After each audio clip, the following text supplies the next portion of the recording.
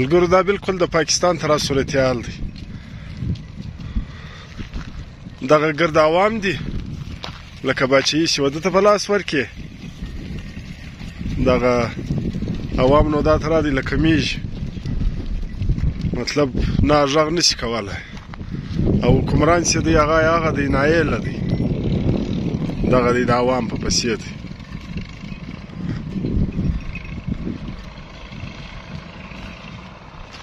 دغه په لارې روان وم، دغه یو خیال په دغه کې رالی سړی، دا خو هم بلکل دی لکه د پاکستان،